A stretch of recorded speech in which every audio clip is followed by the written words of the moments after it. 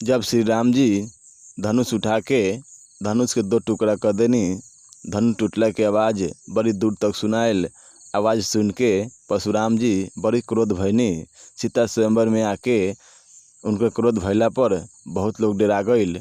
तो लक्ष्मण जी कहतनी कि सभे गइले डेराइल दौड़ल अइल घाबराइल, कि सभे गइले डेराइल दौड़ल अइल घाबराइल, सोचतारा बात जवन इहाँ ना बाहो, त बोला बोला बोला बाबा समाचार का बाहो, बोला बोला बोला बाबा समाचार का बाहो।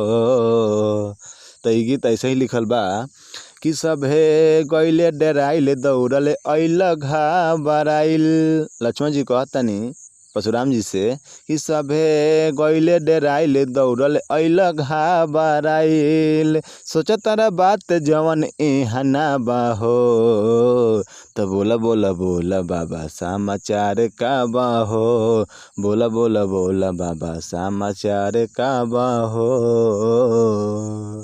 और अंतरा में ऐसे लिखल बा कि राजा दशरथ जी के सुनले हो नाम हो, उनके घर में जन्मल श्री राम हो, कि राजा दशरथ जी के सुनले हो नाम हो, उनके घर में जन्मल श्री राम हो, आज जनक दुलारी रली धनुषाया धारी, आज जनक दुलारी रली धनुषाया धारी, कोइले धनुष आधा हो, तो बोला बोला बोला बाबा समाचार का बाहो, बोला बोला बोला बाबा समाचार का बाहो।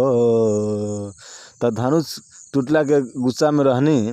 लक्ष्मण जी कहतनी कि बढ़ चढ़ के बोल तारा नई खतनी को डरत, बचपन में तुरनी कई गो दिन कहाँ रला।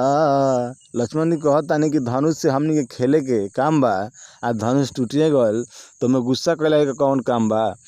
कि बढ़ चढ़ के बोल तारा नई खतनी को डरत, बचपन में तुलनी कई गो दिन कहाँ रला, आखे बाटे तो हलाल का तू करब बवाल, आखे बाटे तो हलाल का तू करब बवाल, बार पगलाइल लड़त बार ढाबा हो, तो बोला बोला बोला बाबा समाचार का बाहो, बोला बोला बोला बाबा समाचार का बाहो, दौड़ल अइल घाबराइल का तू बार पगलाइल।